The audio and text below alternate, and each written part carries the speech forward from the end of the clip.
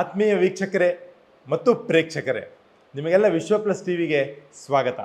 ಇವತ್ತು ಒಬ್ಬ ವಿಶಿಷ್ಟ ರಾಜಕಾರಣಿ ವಿಶ್ವ ಪ್ಲಸ್ ಟಿವಿ ಸ್ಟುಡಿಯೋದಲ್ಲಿದ್ದಾರೆ. ಅವರೇ ಹಿಂದೆ ಮಂತ್ರಿಯಾಗಿದ್ದವರು, ತಮ್ಮದೇ ಪಕ್ಷ ಕಟ್ಟಿಕೊಂಡು ಹೊರಗೆ ನಡೆದಿದ್ದವರು, ಮತ್ತೆ ತಾಯಿ ಪಕ್ಷಕ್ಕೆ ವಾಪಸ್ ಬಂದಿದ್ದಂಥವರು. ಅವರು ಬಳ್ಳಾರಿಯ ದೊರೆ ಎಂದೇ ಹೆಸರುವಾಸಿ. ಅವರು ಪ್ರವಾಸೋದ್ಯಮ ಖಾತೆಯ ಸಚಿವರಾಗಿ ಯಡಿಯೂರಪ್ಪ ಸರ್ಕಾರದಲ್ಲಿ ರಾಜ್ಯದ ಕೆಲಸ ಮಾಡಿದವರು. ಅವರು ಇವತ್ತು ಚುನಾವಣೆಯ ಸಾರಥ್ಯ ವಹಿಸಿಕೊಂಡು ಕೊಪ್ಪಳ ಕ್ಷೇತ್ರದಲ್ಲಿ ಓಡಾಡ್ತಾ ಇದ್ದಾರೆ. ಈ ಓಡಾಟದ ನಡುವೆ ವಿಶ್ವ ಪ್ಲಸ್ ಟಿವಿ ಸ್ಟುಡಿಯೋಗೆ ಬಂದು ನಿಮ್ಮ ಜೊತೆಗೆ ಮಾತನಾಡುವುದಕ್ಕೆ ನಮ್ಮ ಜೊತೆಗೆ ಕುಳಿತಿದ್ದಾರೆ. ಬನ್ನಿ, ವಿಶ್ವ ಪ್ಲಸ್ ಟಿವಿಯ ಈ ಕ್ಯಾಮ್ರಾ ಕಣ್ಣಲ್ಲಿ ಜನಾರ್ದನ ರೆಡ್ಡಿ ಅವರು ಪಕ್ಷದ ವರ್ಚಸ್ಸಿನ ಬಗ್ಗೆ, ಪಕ್ಷದ ಗೆಲುವಿನ ಪ್ರಮಾಣದ ಬಗ್ಗೆ ನಮ್ಮ ಕ್ಯಾಮರಾ ಕಣ್ಣುಗಳ ಮುಖಾಂತರ ನಿಮಗೆ ತಿಳಿಸುವವರಿದ್ದಾರೆ. ಬನ್ನಿ ವೀಕ್ಷಕರೇ, ಹಾಗಾದರೆ ಜನಾರ್ದನ್ ರೆಡ್ಡಿ ಅವರ ಜೊತೆಗೆ ಮಾತಾಡೋಣ. ಅವರ ಮನಸ್ಸಿನಲ್ಲಿ ತಮ್ಮ ಪಕ್ಷದ ಅಭ್ಯರ್ಥಿಯ ಗೆಲುವಿಗೆ ಎಷ್ಟು ಪ್ರಮಾಣದಲ್ಲಿ ಪಾಸಿಟಿವಿಟಿ ಇದೆ ಅನ್ನುವುದನ್ನು ತಿಳಿಯೋಣ. ಬನ್ನಿ. ನಮಸ್ಕಾರ ಜನಾರ್ದನ್ ರೆಡ್ಡಿ ಅವರೇ. ಸರ್, ಬಹಳ ದಿನಗಳ ನಂತರ ನೀವು ತೆರೆದ ಮನಸ್ಸಿನಿಂದ ಓಡಾಡ್ತಾ ಇದ್ದೀರಿ. ಹೌದು.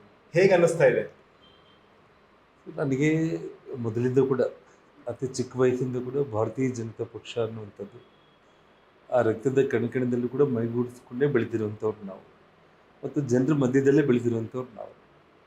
ಸೊ ಹಾಗಾಗಿ ಇವತ್ತು ಪಕ್ಷದಲ್ಲಿ ಮರಳಿ ಬಂದು ಪಕ್ಷಕ್ಕೋಸ್ಕರ ಇವತ್ತು ರಾಜ್ಯದಲ್ಲಿ ಸುಮಾರು ಒಂದು 9-10 ಪಾರ್ಲಿಮೆಂಟು ಕಾನ್ಸ್ಟಿಟ್ಯೂನ್ಸಿ ಇಷ್ಟೊತ್ತಿಗಾಗಲೇ ನಾನು ಓಡಾಡಿ ಕೊಪ್ಪಳಕ್ಕೆ ಬಂದಿದ್ದೀನಿ. ಸೊ ಹಾಗಾಗಿ ತುಂಬ ಖುಷಿ ಆಗ್ತಾಯಿದೆ, ತುಂಬ ಸಂತೋಷವಾಗಿ ಅದು ಜಸ್ಟ್ ಗಾಳಿಯಲ್ಲಿ ತೇಲಾಡ್ದಂಗೆ ಇದೆ ನನಗೆ ಅಷ್ಟೇ. ನೀವು ವಾಪಸ್ ಮಾತೃ ಪಕ್ಷಕ್ಕೆ ಬರುವ ಮೊದಲು ಒಂದು ಆತ್ಮಾವಲೋಕನ ಮಾಡಿಕೊಂಡು ಒಳಗೆ ಪ್ರವೇಶ ಪಡೆದ್ರು, ಹೇಗೆ ಸಡನ್ ಆಗಿ ಒಳಗೆ ಎಂಟ್ರಿ ತಗೊಂಡ್ರು? ಸೊ ನನ್ನ ಆತ್ಮಾವಲೋಕನ ಮಾಡಿಕೊಳ್ಳಷ್ಟು ಯೋಚನೆ ಮಾಡೋ ಪರಿಸ್ಥಿತಿಯಲ್ಲಿ ಇದ್ದಿಲ್ಲ. ಕಾರಣ ಏನಂತಂದರೆ ಪಕ್ಷಕ್ಕೆ ಮತ್ತು ಪಕ್ಷದ ನಾಯಕರುಗಳಿಗೆ ನನಗಿರುವಂಥ ಸಂಬಂಧಗಳು ಹಾಗೆ ಮುಂದುವರಿತಾನೆ ಇತ್ತು.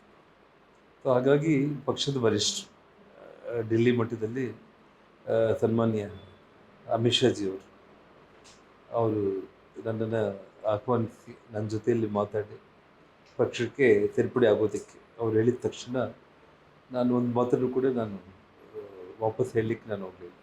ಸೊ ತಕ್ಷಣ ನಾನು ಪಕ್ಷದಲ್ಲಿ ಸೇರ್ಪಡೆ ಆದೆ, ಯಾಕಂದರೆ ಇದು ನನ್ನ ಮನೆ ಅನ್ನುವಂಥ ಭಾವನೆ ನನ್ನಲ್ಲಿ ಇದ್ದಿದ್ದ ಕಾರಣ. ಸರ್, ಈಗ ನೀವು ವಾಪಸ್ ಮನೆಗೆ ಬಂದಿದ್ದೀರಿ. ನೀವು ಹೊಸ ಪಕ್ಷ ಕಟ್ಟಿಕೊಂಡಾಗ ಅಲ್ಲಿ ಒಂದು ತಂಡವನ್ನು ಕಟ್ಕೊಂಡ್ರಿ, ಅಲ್ಲಿ ಕಾರ್ಯಕರ್ತರು ಇದ್ರು. ಆ ಕಾರ್ಯಕರ್ತರಿಂದ ಯಾವುದೇ ಪಕ್ಷವಾಗಲಿ ಯಾವುದೇ ಕೆಲಸ ನಡೆಯೋಕ್ಕಾಗೋದಿಲ್ಲ. ಅಂಥ ಸಂದರ್ಭದಲ್ಲಿ ಆ ಕಾರ್ಯಕರ್ತರ ಪರಿಸ್ಥಿತಿ ಏನೀಗ? ಎಲ್ಲರೂ ಕೂಡ, ಪ್ರತಿಯೊಬ್ಬರೂ ಕೂಡ ಎಲ್ಲ ಒಮ್ಮತದಿಂದ ತಾವು ನೋಡಿರ್ಬೋದು. ನಾನು ದೆಹಲಿಯಲ್ಲಿ ಅಲ್ಲೇ ಪಕ್ಷಕ್ಕೆ ಸೇರ್ಪಡೆ ಆಗಬೇಕು ಅನ್ನೋಂಥ ಪ್ರಶ್ನೆ ಬಂದಾಗ ನಾನು ಖಂಡಿತವಾಗ್ಲೂ ಕೂಡ ನಾನು ಕ್ಷೇತ್ರಕ್ಕೆ ಹೋಗಬೇಕು, ಮತ್ತು ಈ 3-4 ಜಿಲ್ಲೆಗಳಲ್ಲಿ ಏನು ಪಕ್ಷಕ್ಕೋಸ್ಕರ ಕಾರ್ಯಕರ್ತರು ಏನು ಕೆಲಸ ಮಾಡಿದ್ದಾರೆ ಅವರೆಲ್ಲರ ಜೊತೆಯಲ್ಲಿ ನಾನು ಮಾತಾಡಿ ಅವರೆಲ್ಲರನ್ನ ತಗೊಂಡು ನಾನು ಪಕ್ಷಕ್ಕೆ ಸೇರ್ಪಡೆ ಆಗಬೇಕು ಅಂತೇಳಿ ನಾನು ಬೆಂಗಳೂರಲ್ಲಿ ಒಂದು ಪೂರ್ವಭಾವಿ ಸಭೆಯನ್ನು ಮಾಡಿ ಎಲ್ಲರ ಒಂದು ಒಮ್ಮತದಿಂದ ಎಲ್ಲರೂ ತೃಪ್ತಿಯಾಗಿ ಸಂತೋಷಕರವಾಗಿ ನನ್ನ ಜೊತೆಯಲ್ಲಿ ಪಕ್ಷಕ್ಕೆ ಸೇರ್ಪಡೆ ಆಗಿರುವಂಥದ್ದು. ಸೇರ್ಪಡೆ ಆದಮೇಲೆ ಈಗ ಹೈಕಮಾಂಡ್ ಅವರು ನಿಮ್ಮ ಮೇಲೆ ಏನೋ ಒಂದು ವಿಶ್ವಾಸ ಇಟ್ಟು ಸೇರ್ಪಡೆ ಮಾಡ್ಕೊಂಡಿದ್ದಾರೆ. ನಿಮ್ಮ ಈ ಸೇರ್ಪಡೆ ವಿಶೇಷವಾಗಿ ಕಲ್ಯಾಣ ಕರ್ನಾಟಕದ ಕ್ಷೇತ್ರಗಳಲ್ಲಿ ಯಾವ ರೀತಿ ಪ್ಲಸ್ ಪಾಯಿಂಟ್ ಆಗುತ್ತೆ ಭಾರತೀಯ ಜನತಾ ಪಕ್ಷಕ್ಕೆ? ನೋಡಿ, ನಾನು ಒಂದು ಮಾಧ್ಯಮದ ಸ್ನೇಹಿತರಿಗೆ ಒಂದು ಧನ್ಯವಾದ ಹೇಳಬೇಕಾಗಿದೆ ಏನಂತಂದರೆ, ನನ್ನ ಮೇಲೆ ಒಂದು ಅತಿಯಾಗಿ ಒಂದು ವಿಶ್ವಾಸ ಇಟ್ಕೊಂಡು ನಾನು ಬರೋದರಿಂದ ಕಲ್ಯಾಣ ಕರ್ನಾಟಕ ಭಾಗದಲ್ಲಿ ಪಕ್ಷಕ್ಕೆ ಒಂದು ಬಲ ಅಂತೇಳಿ ನೀವು ಅನ್ಕೋಬೋದು. ಆದರೆ ಲಕ್ಷಾಂತರ ಕಾರ್ಯಕರ್ತರು ಒಂದು ಭಾರತೀಯ ಜನತಾ ಪಕ್ಷ ಆ ಪಕ್ಷದ ಒಂದು ಸಿದ್ಧಾಂತಗಳನ್ನು ಮೈಗೂಡಿಸ್ಕೊಂಡು ಲಕ್ಷಾಂತರ ಯುವಕರು, ಯುವತಿಯರು, ಹಿರಿಯರು, ಬಹಳಷ್ಟು ಮಂದಿ ಪಕ್ಷಕ್ಕೋಸ್ಕರ ದುಡಿತಾ ಇದ್ದಾರೆ. ಸೊ ನಾನು ಅವ್ರ ಜೊತೆಯಲ್ಲಿ ಸೇರ್ಕೊಳ್ಳೋದ್ರಿಂದ ಒಂದು ಅಂದರೆ ನಮ್ಮನ್ನು ಬಿಟ್ಟೋಗಿರೋ ಮನುಷ್ಯ ನಮ್ಮ ಜೊತೆ ಬಂದಿದ್ದಾನನ್ನೋ ಖುಷಿಯಲ್ಲಿ ಎಲ್ಲರೂ ಇದ್ದಾರೆ ವಿನಃ ಸೊ ನನ್ನಿಂದಲೇ ಪಕ್ಷ ಗೆಲ್ಲುತ್ತೆ ಅನ್ನುವಂಥದ್ದು ಅಲ್ಲ. ಸನ್ಮಾನ್ಯ ಪ್ರಧಾನಮಂತ್ರಿಗಳಾದ ನರೇಂದ್ರ ಮೋದಿಜಿಯವರ ಜನಪರ ಕೆಲಸಗಳು ಕಳೆದ 10 ವರ್ಷಗಳಲ್ಲಿ ಅವತ್ತು ಏನೆಲ್ಲ ಅವರು ಕೆಲಸಗಳನ್ನ ಮಾಡಿದ್ದಾರೆ ಮೋದಿಜಿಯವರು, ಅದರ ಮೇಲೇ ಇವತ್ತು ಇಡೀ ದೇಶ ಒಂದೇ ಒಂದು ಶಬ್ದ, ಒಂದೇ ಪದ ಅಂತಂದರೆ ಅದು ಮೋದಿ ಅನ್ನುವಂಥ ಪದ. ಸೊ ಹಾಗಾಗಿ ನಾನು ಎಲ್ಲರ ಜೊತೆಯಲ್ಲಿ ಸೇರಿ ನನ್ನ ಹಳ್ಳಿಯಲ್ಲಿ ಸೇವೆ ಮಾಡಲಿಕ್ಕೆ ನಾನು ಒಂದು ಪ್ರಯತ್ನ ಮಾಡ್ತೀನಿ ನಾನು. ಸರ್, ಮೋದಿ ಮೋದಿ ಅಲೆಯೊಳಗೆ ಕೊಪ್ಪಳ ಕ್ಷೇತ್ರದಲ್ಲಿ ಕೆರಳಿ ಹೋದಂತಹ ಸಂಗಣ್ಣನ ಅಲೆಯು ಓಡಾಡ್ತಾ ಇದೆ. ಹೌದು. ಆ ಸಂಗಣ್ಣ ಅವರ ಅಲೆ ಭಾರತೀಯ ಜನತಾ ಪಕ್ಷದ ಅಭ್ಯರ್ಥಿಯನ್ನ ಗೆಲ್ಲಿಸಿಕೊಂಡು ಬರುವುದಕ್ಕೆ ನಿಮಗೆ ಎಷ್ಟು ಅಡ್ಡಿ ಆಗಬಹುದು? ನನಗೆ ನಿಜವಾಗ್ಲೂ ಕೂಡ ನಾನು ನಿನ್ನೆ ಕೊಪ್ಪಳ ಜಿಲ್ಲೆಯಲ್ಲಿ ಗಿಣಿಗೆರೆಯಲ್ಲಿ ನಾನು ಪ್ರಚಾರಕ್ಕೆ ಹೋದೆ. ಇವತ್ತು ಬೆಳಗ್ಗೆ ಸುಮಾರು 3-4 ದೊಡ್ಡ ದೊಡ್ಡ ಸಭೆಗಳು ಈ ನಮ್ಮ ಗೋರಿಬಾಳ್ ಏರಿಯಾ ಆಗಿರ್ಬೋದು, ಸುಮಾರು ಒಂದು 7-8 ದೊಡ್ಡ ದೊಡ್ಡ ಒಂದು ಹೋಬಳಿ ಮಟ್ಟದಲ್ಲಿ ಭಾಳ ದೊಡ್ಡ ಕಾರ್ಯಕ್ರಮಗಳಾಯಿತು. ಎಷ್ಟು ಈ ಕಡು ಬಿಸಿಲಲ್ಲಿ ಕೂಡ ಸಾವಿರಾರು ಮಂದಿ ಕಾರ್ಯಕರ್ತರು ಅವರು ಸುಮಾರು 3 ತಾಸು 4 ತಾಸು ವೆಯ್ಟ್ ಮಾಡಿ ನಾವು ಹೋದಾಗ ಕೂಡ ಹಸಿವು ಅನ್ನೋದು ಕೂಡ ಇಲ್ದಂಗೆ ಅವ್ರು ಏನು ಪ್ರೀತಿ ತೋರಿಸ್ತಾ ಇದ್ದಾರೆ. ಮತ್ತು ಕಂಪ್ಲೀಟ್ ಇಡೀ ಕ್ಷೇತ್ರದಲ್ಲಿ ನಾವು ಇವಾಗ ಯಾರ ಹೆಸರನ್ನು ತಾವು ಪ್ರಸ್ತಾಪ ಮಾಡಿದ್ದೀರೋ ಅದು ನೀವು ಹೇಳಬೇಕೇ ವಿನಃ ಜನರು ಒಬ್ಬರು ಕೂಡ ಅವ್ರ ಹೆಸರನ್ನು ಕೂಡ ಮರೆತೋಗಿದ್ದಾರೆ. ಭಾರತೀಯ ಜನತಾ ಪಕ್ಷದ ಕಾರ್ಯಕರ್ತರು ಪಕ್ಷಕ್ಕೋಸ್ಕರ ನಿಷ್ಠಾವಂತರಾಗಿ ಕೆಲಸ ಮಾಡ್ತಾ ಇದ್ದಾರೆ ಅಷ್ಟೇ. ಈಗ ನಿಷ್ಠಾವಂತರು ಅನ್ನುವಂಥವರು ಸಂಗಣ್ಣ ಅವರ ಕರಡಿಯಲ್ಲೂ ಇದ್ರು. ಆ ಕರಡಿ ಸಂಗಣ್ಣನವರ ಕರಡಿಯ ಪ್ರತಿಯೊಬ್ಬ ಮನುಷ್ಯನಿಗೂ ಪ್ರತಿಯೊಬ್ಬ ವ್ಯಕ್ತಿ ಕೂಡ ಅವ್ರಿಗೆ ಆಗಿರುವಂಥ ಒಂದು ಅಭಿಮಾನಿಗಳು, ಬಂಧು ಬಳಗ, ಆತ್ಮೀಯರು ಇದ್ದೇ ಇರ್ತಾರೆ. ಇಲ್ಲ ಅಂತ ನಾನು ಹೇಳಲಿಕ್ಕೆ ಹೋಗಲ್ಲ. ಅವರ ಆ ಬಂಧುಗಳು ಇಂಡೈರೆಕ್ಟ್ ಆಗಿ ಬೇರೆ ಪಕ್ಷಕ್ಕೆ ಹೋಗಿದ್ದಾರೆ ಅನ್ನುವ ಸುದ್ದಿ ಇತ್ತು. ಈಗ ಅವರೇ ಬೇರೆ ಪಕ್ಷಕ್ಕೆ ಹೋದ್ರು, ಅದು ಎಷ್ಟು ಎಫೆಕ್ಟ್ ಆಗಿ? ಇವತ್ತು ಸುಮಾರು ಕಾಂಗ್ರೆಸ್ ಪಕ್ಷದಿಂದ 80 ಮಂದಿ ಮುಖಂಡರು ಇವತ್ತೇನು ಜಾಯಿನ್ ಆದರು. ನನಗೆ ನಮ್ಮ ನಾಯಕರುಗಳು ಹೇಳೋ ಮಾಹಿತಿ ಪ್ರಕಾರ ಒಬ್ಬೊಬ್ಬರಿಗೆ 500 ಓಟು 1000 ಓಟು ಇನ್ಫ್ಲೂಯೆನ್ಸ್ ಮಾಡೋಷ್ಟು ಕೆಪಾಸಿಟಿ ಇರುವಂಥ ಕಾಂಗ್ರೆಸ್ ನಾಯಕರು ಇವತ್ತು ಜಾಯಿನ್ ಆದರು ಎಲ್ಲರೂ.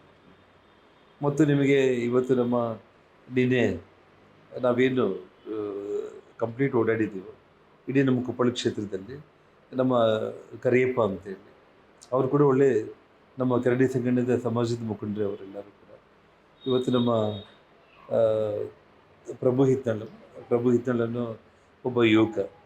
ಸೊ ಅವರಿಬ್ಬರ ನೇತೃತ್ವದಲ್ಲಿ ಸಾಕಷ್ಟು ಮಂದಿ ಕಾಂಗ್ರೆಸ್ ಕಾರ್ಯಕರ್ತರು ಸಿಕ್ಕಾಪಟ್ಟೆ ಜಾಯಿನ್ ಆದರು ಇವತ್ತು ಪಾರ್ಟಿಯಲ್ಲಿ. ಮತ್ತು ಹುಲಿಗೆ ಆಗಿರ್ಬೋದು. ಇವತ್ತು ಇಡೀ ಕೊಪ್ಪಳದಲ್ಲಿ ಎಂಟೈರ್ ಗ್ರಾಮೀಣ ಭಾಗ ಮತ್ತು ನಗರದಲ್ಲಿ ಸಾಕಷ್ಟು ಮಂದಿ ಕಾಂಗ್ರೆಸ್ ಅವರು ಇವತ್ತು ಪಕ್ಷಕ್ಕೆ ಸೇರ್ಪಡೆ ಆಗ್ತಾ ಇದ್ದಾರೆ. ನಿನ್ನೆ ಇವತ್ತಂತೂ ಭಾಳ ದೊಡ್ಡ ಪ್ರಮಾಣದಲ್ಲಿ ಸೇರ್ಪಡೆ ಆಗ್ತದೆ. ಸರ್, ಈಗ ನಿಮ್ಮ ಅಂಶದ ಹಾಗೆ ನಿಮ್ಮ ದೃಷ್ಟಿಯಲ್ಲಿ ನೀವು ಈಗ ಸತತವಾಗಿ ಓಡಾಡ್ತಾ ಇದ್ದೀರಿ ಕ್ಷೇತ್ರದಲ್ಲಿ, ಮತದಾರರು ಅಥವಾ ಕಾರ್ಯಕರ್ತರ ಸಂಪರ್ಕದಲ್ಲಿ ಬರ್ತಾ ಇದ್ದೀರಿ. ಇದೆಲ್ಲವನ್ನು ನೋಡಿಕೊಂಡಾಗ ಮತ ಭಿಕ್ಷೆಗೆ ಹೊರಟಿರುವಂಥ ಬಸವರಾಜ್ ಅವರ ಜೋಳಿಗೆಗೆ ನಿಮ್ಮ ಸಹಕಾರದ ಮತಗಳು ಎಷ್ಟು ಪ್ಲಸ್ ಆಗಿ ಬರ್ತವೆ? ಅದೇ ನಾನು ನಿಮ್ಗೆ ಒಂದೇ ಮಾತನ್ನು ಹೇಳ್ತಾ ಇದ್ದೀನಿ. ಇಲ್ಲಿ ಸಾವಿರಾರು ಲಕ್ಷಾಂತರ ಕಾರ್ಯಕರ್ತರ ಒಂದು ಬಲ ಆಲ್ರೆಡಿ ಪಕ್ಷಕ್ಕಿದೆ. ಸೊ ನಾನು ಬರೋ ಕಾರಣ ಅವ್ರಿಗೇನೆಂದರೆ ಮನೆಯಿಂದ ದೂರ ಆಗಿರೋ ಒಬ್ಬ ವ್ಯಕ್ತಿ ಜೊತೆಗೆ ಬಂದಿದ ತಕ್ಷಣ ಖುಷಿ ಜಾಸ್ತಿ ಆಗುತ್ತೆ. ಅದರಿಂದ ಒಂದಿಷ್ಟು ಪರ್ಸೆಂಟೇಜ್ ಆಫ್ ವೋಟ್ಸ್ ಜಾಸ್ತಿಯಾಗಿ ಅದು ಬಸವರಾಜ್ ಅವರಿಗೆ ಹೆಲ್ಪ್ ಆಗ್ಬೋದು. ಮತ್ತು ಬಸವರಾಜ್ ಅವರು ಗೆಲ್ಲುವನ್ನೋದು ನಿಶ್ಚಿತ.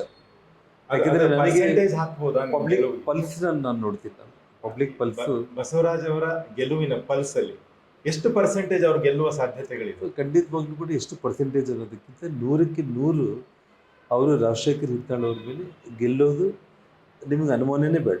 ನಾನು ಇವತ್ತೇನೋ ಟಿ ವಿ ಇಂಟರ್ವ್ಯೂಗೆ ಇವತ್ತು ನಾನು ಏನು ಹೇಳ್ತಾ ಇದ್ದೀನಿ, ತಾವು ಇನ್ನೆಷ್ಟು ದಿನ ಜೂನ್ 4ನೇ ತಾರೀಕು ನಂತರ ತಾವು ನಮ್ಮ ಇಂಟರ್ವ್ಯೂನ ಮತ್ತೆ ನೀವೇ ಮತ್ತೆ ಇನ್ನೊಂದು ಸಲ ತಾವು ಪಬ್ಲಿಕ್ಗೋಸ್ಕರ ನೀವು ರಿಲೀಸ್ ಮಾಡ್ಬೋದು ನೀವು ಅಷ್ಟೇ. ಸರ್, ಈಗ ನಿಮ್ಮ ವೈಯಕ್ತಿಕ ಪಕ್ಷದ ವರ್ಚಸ್ಸಿನ ವಿಚಾರ ಮಾತಾಡುವಾಗ ಪಕ್ಷದ ಹೈಕಮಾಂಡಿನ ನಾಯಕರು ಮತ್ತು ರಾಜ್ಯದ ಪ್ರಮುಖರು ತಾವು ವಾಪಸ್ ಬಂದ ಮೇಲೆ ತಮ್ಮನ್ನು ಯಾವ ರೀತಿಯಲ್ಲಿ ಸದ್ಬಳಕೆ ಮಾಡ್ಕೊಳ್ತಾ ಇದ್ದಾರೆ, ತಮ್ಮ ಜೊತೆಗೆ ಹೇಗೆ ಅವರು ಬಂಧವನ್ನ ಅನುಬಂಧವಾಗಿ ಮತ್ತೆ ಹೆಣೆದುಕೊಳ್ತಾ ಇದ್ದಾರೆ ಅಂತ ನಿಮ್ಗೆ ಅನಿಸ್ತಾ ಇದೆ? ಇವತ್ತು ನೋಡಿ, ನಾನು ಪಕ್ಷಕ್ಕೆ ಬಂದು ಕರೆಕ್ಟಾಗಿ ನಾಡಿದ್ದು 1 ತಿಂಗಳಾಗುತ್ತೆ, 30 ಡೇಸ್ ಆಗುತ್ತೆ. ಈ 30 ದಿವಸದಲ್ಲಿ ಇವತ್ತು ನಾನು ಬೆಂಗಳೂರು ಸೆಂಟ್ರಲ್, ಬೆಂಗಳೂರು ಸೌತ್, ಬೆಂಗಳೂರು ಗ್ರಾಮೀಣ ಮತ್ತು ತುಮಕೂರು, ಚಿತ್ರದುರ್ಗ, ರಾಯಚೂರು, ಕೊಪ್ಪಳ ಎಲ್ಲ ಕಡೆ ಕೂಡ ಪಕ್ಷಕ್ಕೋಸ್ಕರ ಇವತ್ತು ಪಕ್ಷ ನಾಯಕರುಗಳು ನನ್ನನ್ನು ಎಲ್ಲೆಲ್ಲಿ ಸದ್ಬಳಕೆ ಮಾಡ್ಕೋಬೇಕು ಅಲ್ಲಿ ಪ್ರಚಾರಕ್ಕೆ ನಾನು ಕರ್ಕೊಂಡು ಹೋಗ್ತಾ ಇದ್ದಾರೆ. ಸರ್, ಹಾಗಾದರೆ ಹೈಕಮಾಂಡ್ ಅಥವಾ ರಾಜ್ಯದ ಪ್ರಮುಖರು ತಮಗೆ ಈ ಚುನಾವಣೆಯಲ್ಲಿ, ಲೋಕಸಭೆ ಚುನಾವಣೆಯಲ್ಲಿ 400ರ ಟಾರ್ಗೆಟ್ ಮುಟ್ಟಬೇಕು ಅನ್ನುವಂಥ ಮೋದಿಯವರ ಮಂತ್ರಕ್ಕೆ ನಿಮಗೆ ಎಷ್ಟು ಟಾಸ್ಕ್ ಕೊಟ್ಟಿದ್ದಾರೆ ರಾಜ್ಯದಿಂದ ಜನಾರ್ದನ್ ರೆಡ್ಡಿ ನೀವು ಇಷ್ಟು ಗೆಲ್ಲಿಸಿ ತರಬೇಕು ಆ ರೀತಿ ಅಂಥ ಟಾಸ್ಕ್ ಏನೂ ಇಲ್ಲ. ಸೊ ಪಕ್ಷ ನನ್ನ ಎಲ್ಲೆಲ್ಲಿ ಪಾರ್ಲಿಮೆಂಟ್ ಕ್ಷೇತ್ರಗಳಲ್ಲಿ ನಾನು ಹೋಗೋದ್ರಿಂದ ಒಂದಿಷ್ಟು ಪರಿಣಾಮ ಬೀರ್ಬೋದು, ಪಾರ್ಟಿಗೆ ಒಂದು ಇಷ್ಟು ವೋಟ್ ಬ್ಯಾಂಕ್ ಜಾಸ್ತಿ ಆಗ್ಬೋದು ಅಂಥ ಕಡೆ ಪಕ್ಷ ನನಗೆ ಎಲ್ಲಿ ಕೆಲಸ ಕೊಡ್ತಾ ಇದ್ದಾರೋ ಅಲ್ಲಿ ಹೋಗಿ ನಾನು ಆ ಕೆಲಸ ನಿರ್ವಹಣೆ ಮಾಡ್ತಾ ಇದ್ದೀನಿ ನಾನು ಪಕ್ಷದ ಪರವಾಗಿ. ಸರ್, ಚುನಾವಣೆ ನಂತರ ರಾಜ್ಯದಲ್ಲಿ ತಮಗೆ ಪಕ್ಷದಲ್ಲಿ ಯಾವ ಒಂದು ಸ್ಥಾನಮಾನ ಕೊಡ್ತೀವಿ ಅಂತ ಆಶ್ವಾಸನೆ ಕೊಟ್ಟಿದ್ದಾರೆ. ನಿಮ್ಮ ಅನುಭವವನ್ನು ಹೇಗೆ ಅವರು ಸದ್ಬಳಕೆ ಮಾಡ್ಕೊಳ್ತಾರೆ? ತಾವು ಈ ಹಿಂದೆ ನಾನು ಯಾವತ್ತೂ ಕೂಡ ಪಕ್ಷದ ಯಾವುದೇ ಹುದ್ದೆಯಲ್ಲಿ ಅಧ್ಯಕ್ಷ, ಉಪಾಧ್ಯಕ್ಷ, ಕಾರ್ಯದರ್ಶಿ ಯಾವ ಹುದ್ದೆಗಳು ಕೂಡ ನಾನು ನಿಭಾಯಿಸಲಿಲ್ಲ ಈ ಹಿಂದೆ ಕೂಡ ನಾನು. ಸೊ ಹಾಗಾಗಿ ನನಗೆ ಪಕ್ಷದ ಒಂದು ಕಾರ್ಯಕರ್ತನ ಅನ್ನೋದೇ ದೊಡ್ಡ ಬಿರುದು ನನಗೆ, ಅದು ಪರ್ಮನೆಂಟ್ ಅದು. ಸೊ ಪಕ್ಷದ ಹಿರಿಯರು ಆ ಸಂದರ್ಭಕ್ಕೆ ಅವ್ರೇನು ಮುಂದೆ ಬರೋ ದಿವಸಗಳಲ್ಲಿ ಅವ್ರು ಏನೇ ಜವಾಬ್ದಾರಿ ಕೊಟ್ಟರು ಆ ಜವಾಬ್ದಾರಿ ನಿಭಾಯಿಸೋದು ಮಾತ್ರ ನನ್ನ ಕೆಲಸ. ಸರಿ, ಮಿಂಚಿನ 5 ಪ್ರಶ್ನೆ ಒಂದೇ ವಾಕ್ಯದಲ್ಲಿ ಉತ್ತರ ಕೊಡಿ. ಕೊಪ್ಪಳ ಗೆಲ್ಲಲು ಮೋದಿಯವರು ಎಷ್ಟು ಪರಿಣಾಮ ಬೀಳ್ತಾರೆ? ಮೋದಿಯವರೇ ಪರಿಣಾಮ ಬೀಳೋದು. ಮೋದಿಯವರ ಪರಿಣಾಮದ ಜೊತೆಗೆ ಕ್ಷೇತ್ರದ ಅಭ್ಯರ್ಥಿಯ ಪರಿಣಾಮ ಎಷ್ಟು ಪ್ರಮಾಣ ಇದೆ? ಖಂಡಿತವಾಗ್ಲೂ ಕೂಡ ದೇಶದ ಹಿತ ಮೋದಿ ಅನ್ನುವಂಥ ಸಂದರ್ಭ ಇರುವಂಥ ಸಂದರ್ಭದಲ್ಲಿ ಡಾಕ್ಟರ್ ಬಸವರಾಜ್ ವಿದ್ಯಾವಂತರಾಗಿರೋ ಕಾರಣ ಜನರು ಕಾಂಗ್ರೆಸ್ ಅಭ್ಯರ್ಥಿಗಿಂತ ಕೂಡ ಇವರೇ ಮೇಲು ಅನ್ನೋದಕ್ಕೆ ನಿಶ್ಚಯ ಮಾಡಿದ್ದಾರೆ. ಪಕ್ಷದ ಸ್ಥಾನವನ್ನು, ಕೊಪ್ಪಳ ಸ್ಥಾನವನ್ನು ಉಳಿಸಿಕೊಳ್ಳೋದಕ್ಕೆ ಈ ಕ್ಷೇತ್ರದ ಕಾರ್ಯಕರ್ತರನ್ನ ಹೇಗೆ ಬಳಸ್ಕೊಳ್ತೀರಿ? ಕ್ಷೇತ್ರದ ಕಾರ್ಯಕರ್ತರು ಅವ್ರ ಕಾಲ ಮೇಲೆ ಅವ್ರು ಆಗಾಗಲೇ ನಿಂತ್ಕೊಂಡು ಡಾಕ್ಟರ್ ಬಸವರಾಜ್ ಅವ್ರನ್ನ ಗೆಲ್ಲಿಸಬೇಕು ಅನ್ನೋದು ಅವರೇ ಪಣ ತೊಟ್ಕೊಂಡಿದ್ದಾರೆ. ದೇಶದ ಜನ ಯಾರನ್ನು ಕಣ್ಮುಚ್ಚಿ ಇವತ್ತಿನ ಸಂದರ್ಭದಲ್ಲಿ ನಂಬುತ್ತಾರೆ? ದೇಶದ ಜನ ಕಣ್ಮುಚ್ಕೊಂಡು ನಂಬೋದು ಒಬ್ಬೇ ಒಬ್ಬ ವ್ಯಕ್ತಿ, ಅದು ನರೇಂದ್ರ ಮೋದಿಜಿಯವರು.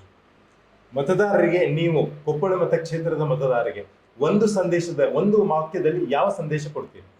ಸಮಗ್ರ ಅಭಿವೃದ್ಧಿಯನ್ನು ಮಾಡೋದ್ರ ಮೂಲಕ ಇಡೀ ಕರ್ನಾಟಕ ರಾಜ್ಯದ ಅತಿ ದೊಡ್ಡ ಮಹಾನಗರಗಳ ಪಟ್ಟಿಗೆ ಕೊಪ್ಪಳ ಕೂಡ ಸೇರುತ್ತೆ ಈ ಬಾರಿ ಅನ್ನೋದನ್ನು ಮಾತ್ರ ನಾನು ಹೇಳಬಲ್ಲೆ. ಧನ್ಯವಾದಗಳು. ತಮ್ಮ ಅಮೂಲ್ಯವಾದ ಸಮಯವನ್ನು ವಿಶ್ವ ಪ್ಲಸ್ ಟಿವಿ ಮುಖಾಂತರ ಕ್ಷೇತ್ರದ ಜನತೆಗೆ, ನಾಡಿನ ಜನತೆಗೆ ಕೊಟ್ಟಿದ್ದೀರಿ. ನಿಮ್ಮ ಪಕ್ಷಕ್ಕೆ ಗೆಲುವಾಗಲಿ, ಅದಕ್ಕೆ ನಾವು ಶುಭ ಹಾರೈಸ್ತೇವೆ. ಧನ್ಯವಾದ.